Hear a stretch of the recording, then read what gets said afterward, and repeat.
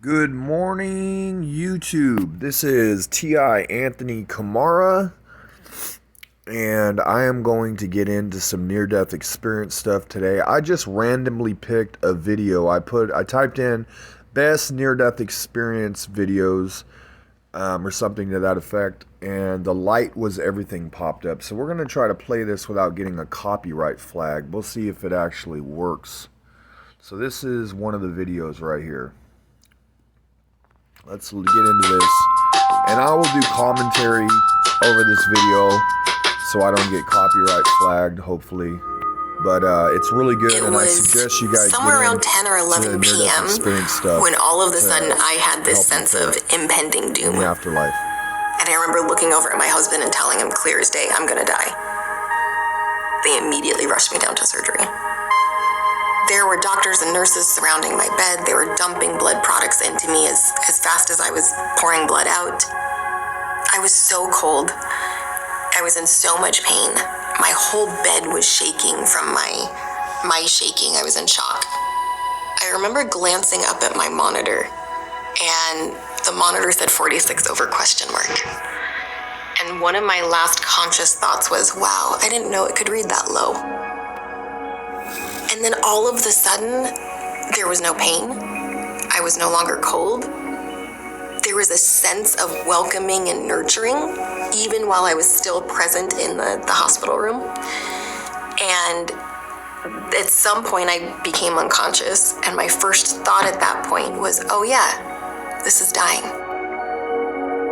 It was a remembrance. It very much felt like something I had done before. It was not the least bit scary.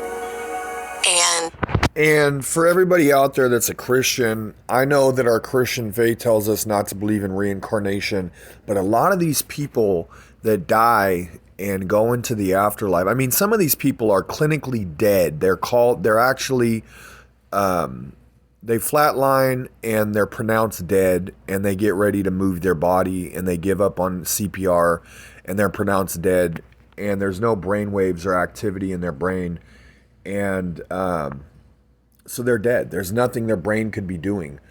And they go into the afterlife, and these spirit guides or God talks to them about having reincarnated before and having other lives. Now, my whole thing is I don't want to come back here. So if I go back, I'm going to ask God to let me be a spirit guide. But I'm not trying to offend any Christians out there with the reincarnation theory. It's just a lot of these people that die talk about having lived past lives. From that point forward, I was no longer in physical reality. I was completely outside of our constructs of space and time.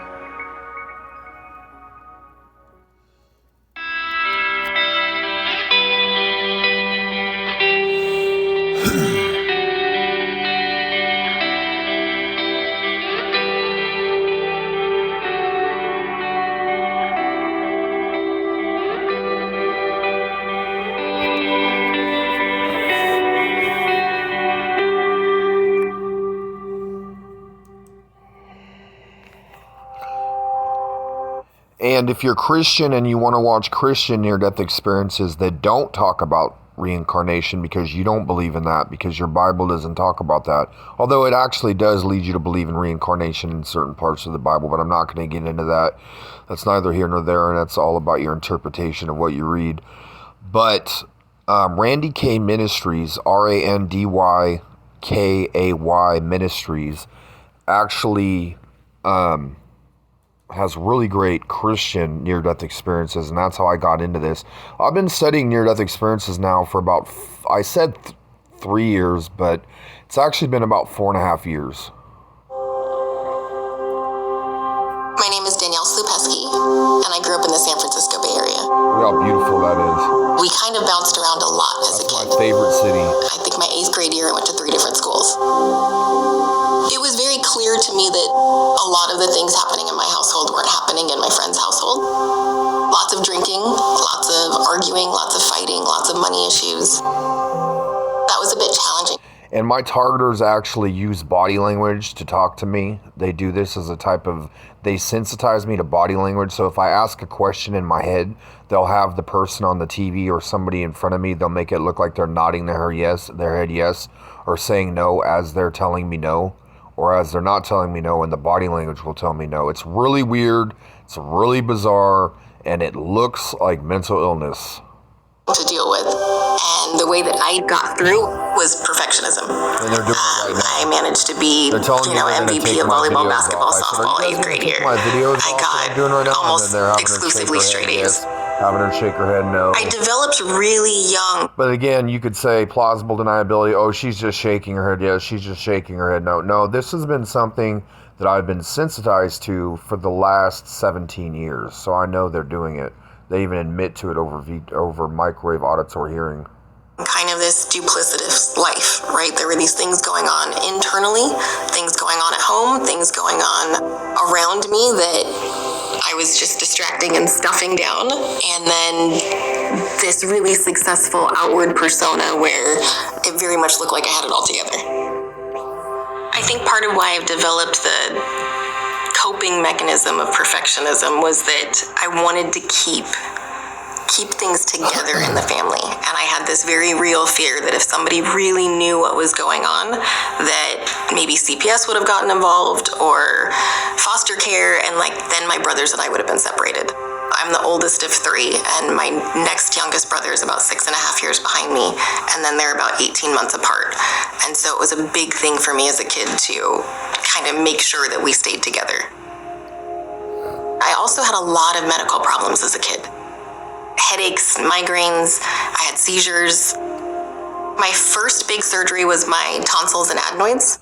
And another thing that I've been hearing on a lot of these near-death experiences is that we make a soul contract before we come here, and we actually reincarnate with our soul family, and we keep coming here over and over and over again like a team. So your family's a team. And they say that your mother might have been your daughter in another life. Your son might have been your father. It's really strange, but I'm starting to believe in this stuff. And then they also say that we make a soul contract. So we'll be told, well, you're going to reincarnate into a family that has, sexual abuse in it, or addiction, or domestic violence, or whatever. And we sign up for these missions so that we can actually help our soul grow and ascend, if that's the right word. I don't know. I'm not very smart, but I'm trying my best here to explain what I've been reading and what I've been learning through these videos. And it sounds like we may actually have signed up for this spiritual mission to fight evil on earth and choose the light, choose God. And I believe that everything that's happened to me is a direct result of my soul contract, because my family has actually been targeted, and my whole family is actually targeted in one way or another. And if my sister watches this video, she'll think I'm crazy, but I've seen evidence to lead me to believe that a lot of us are targeted individuals. So I believe it was part of our soul contract. And that was at 11.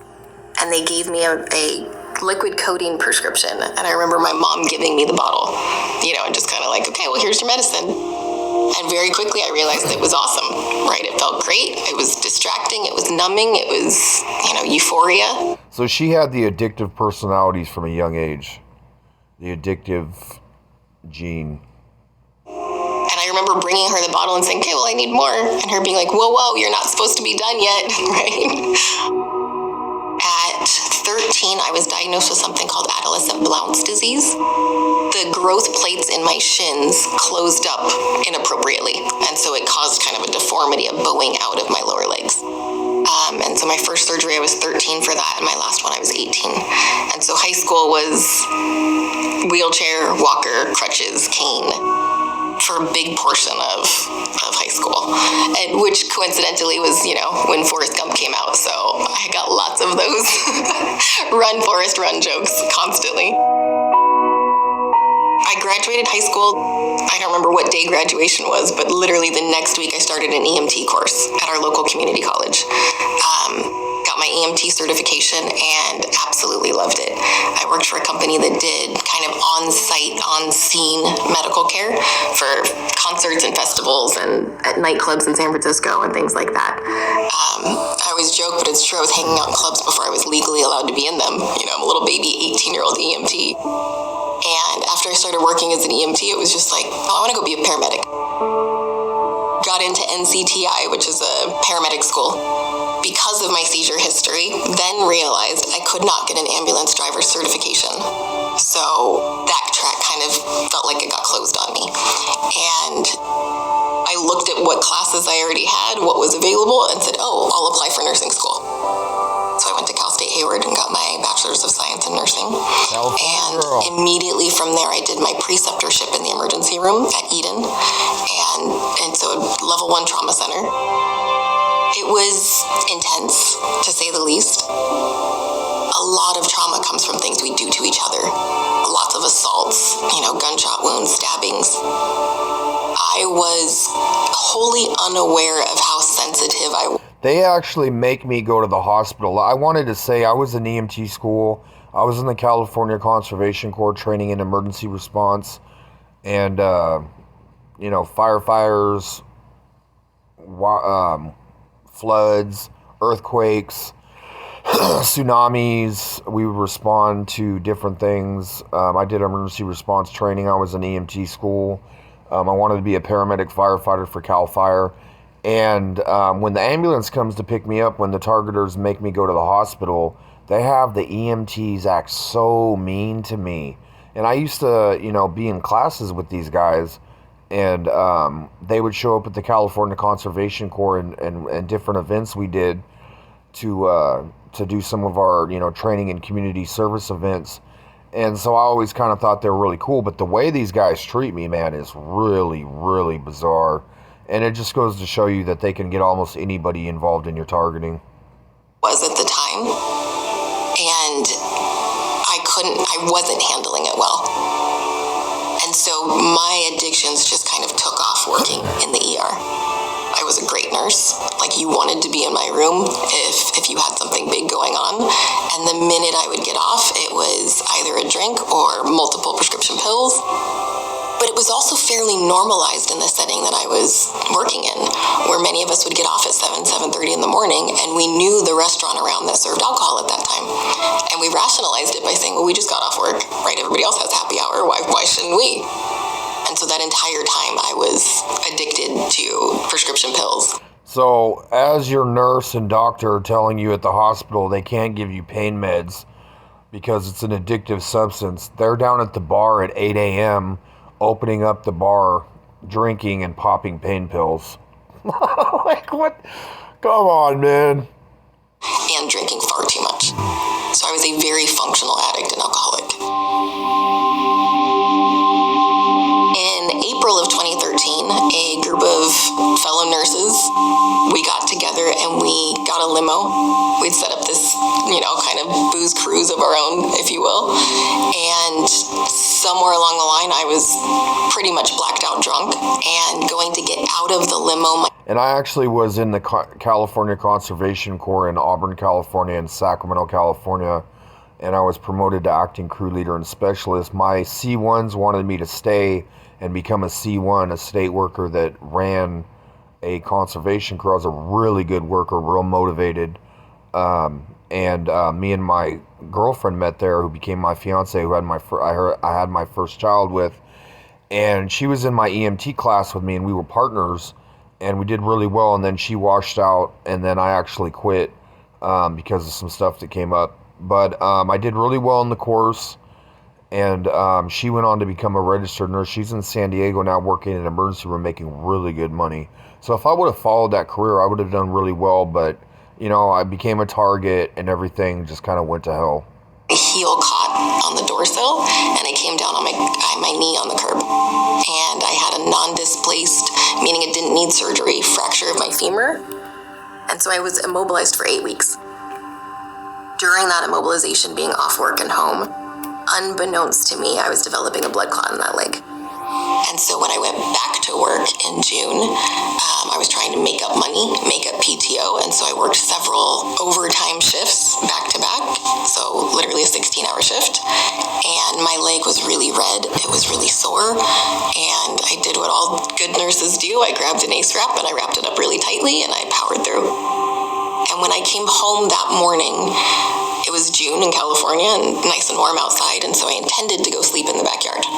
So I was in my bathroom putting on sunscreen when I passed out, because unbeknownst to me, that clot had moved from my leg up into my lungs. I had also, right before, with intentions of going to sleep in the backyard, taken a whole bunch of medicine. Right, I had taken a sleeping pill, pain pills, a Benadryl, because I got itchy from the sleeping or from the pain pill.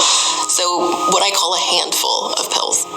And so when I passed out, I stayed down for somewhere around 8 to 10 hours. And the way I passed out, my head was actually inside of our bathtub and my legs were on the outside, so that the edge of the tub was kind of across my lower abdomen and hips. When muscles don't get blood flow, they die, and then they release their protein into the bloodstream, which clogs up the kidneys. So when my husband came home from work, we kind of start talking through, what may have happened. We're kind of trying to figure out, did I break my back? Did I hit my head? What happened here? Because my legs did not work. I couldn't move my...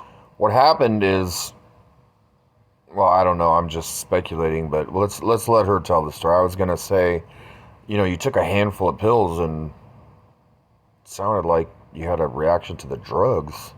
My legs at all. So we called 911 and they... But you also had a medical issue, so it probably just exacerbated that. Took me to our closest hospital. In the ER, they found this large clot in my lungs. It's clear that I'm in kidney failure, so I ended up being admitted to the ICU. I entered the hospital at 167 pounds, and fast forward to day 10, I was 209. So I was just blown up with fluid everywhere. At one point, the palms of my hands and the soles of my feet literally split open, right? There were just blisters on my legs of fluid eking out at me. And a resident at the time decided that she would help relieve some of the pressure in my abdomen and make it easier for me to breathe by doing a procedure called a paracentesis, where they stick a needle into your abdomen to drain fluid. So when this resident did that, and she did the procedure inappropriately too. She wasn't using an ultrasound to guide it. And so instead my bowels were perforated. So she just poked holes in my intestines. And so over the next 2 days... Lawsuit. After that, I slowly leaked stool into my belly and became septic. It was somewhere around 10 or 11 p.m. when all of a sudden I had this sense of impending doom. And I remember looking over at my husband and telling him clear as day, I'm gonna die. They immediately rushed me down to surgery. They were unable to complete that first surgery and sent me back upstairs, opened up. And so in that first 36 hours, I think they went in 3 different times. Because I was so swollen and it was such a major effort to do all of this, they used something called retention sutures, which are the same... And another thing is, sometimes people die on these near-death experience testimonies. They talk about dying. And when they die, they're atheists. They don't believe in God. And they die. And they go to hell. They go to purgatory, basically, which I believe in because I'm Catholic. Which I'm not trying to push on anybody because the Catholics have done a whole lot of horrible stuff. But I kind of follow the people that are Catholics, not the authority figures. I don't pray for the Pope. I don't do any of that because I don't follow them. I follow my family that's Catholic, and I follow my church, my local church. But they talk about atheists dying, and then they'll go to this hellish environment, and they'll be attacked by demons and see these horrible things, and then a voice will say, pray. And then they pray to Jesus or pray to God or sing Jesus Loves Me, and then all of a sudden a hand will come in, or something will come in like a spirit guide and come save them from the hell that they're experiencing and take them to heaven, or they'll be brought back to their body and be fully alive again. It's really amazing. The power of Jesus, the power of prayer. Type of thing somebody that has open heart surgery will have. And then they needed to restart the blood thinning medicine because I still had this blood clot in my lungs. So they restarted heparin. Then this incision bled out. There were doctors and nurses surrounding my bed. They were dumping blood products into me as fast as I was pouring blood out. And I remember, I was so cold. I was in so much pain. My whole bed was shaking from my shaking. I was in shock. I remember glancing up at my monitor, and the monitor said 46 over ? And one of my last conscious thoughts was, wow, I didn't know it could read that low. And then all of a sudden, there was no pain. I was no longer cold. There was a sense of welcoming and nurturing, even while I was still present in the hospital room. And at some point, I became unconscious. And my first thought at that point was, oh yeah, this is dying. It was a remembrance. It very much felt like something I had done before. It was not the least bit scary. And from that point forward, I was no longer in physical Something she had done before. Reincarnation. reality. I did not have a moment of out of body where I was observing everything happening. It's like once I was out, I was elsewhere. And from that point, everything feels like it happened all at the same time. I was completely outside of our constructs of space and time. It's taken me a long time to even pull apart individual pieces of this to be able to put them into language. And so at some point, I found myself. And when I say myself, I was not Danielle. I was me, right? I feel like I'm currently playing the role of Danielle. But at this point, I was that larger, infinite me. And I didn't have a body at that point. I could see 360, but not just in one plane. It was more like a spherical form of vision where I could see everything everywhere. And the light, it was directly above me, and it was everything. And when I had my near-death experience at 19 when I overdosed on drugs, I saw this amazing bright light that lit up the whole bathroom, and I hadn't turned the bathroom light on. It was amazing. I walked into a dark bathroom. I was about to turn the light on, and this amazing bright light, it didn't come from the lights. It just lit up the whole room. It was beautiful. That was Jesus, God. It was very similar to... It was either Jesus, God, or the Holy Spirit, or an angel. When you're swimming and you're down below the surface of the water and you look up and you know where the sun is, there's this focal point of light, but it's very diffuse and kind of sparkly around the edges. It was God, source, the universe, right? Whatever terms we try to use human-wise, that light felt like the totality of everything. And I knew that I was a part of it. I came from it. I belonged in it. I've never felt a sense of homesickness or longing for anywhere on the planet. We moved so much as a kid. That felt like home on a level that I'd never experienced here. And yet, I had no way of getting to it. I had no propulsion method, right? It felt very similar to a dream where, if you're trying to run and you can't, or you're trying to swing or punch and you just can't. And so it felt to me in that moment, it was a sense of desperation, and it felt like drowning. Not because it was painful or because I was scared, but because I needed that light just as much as I need oxygen now. It felt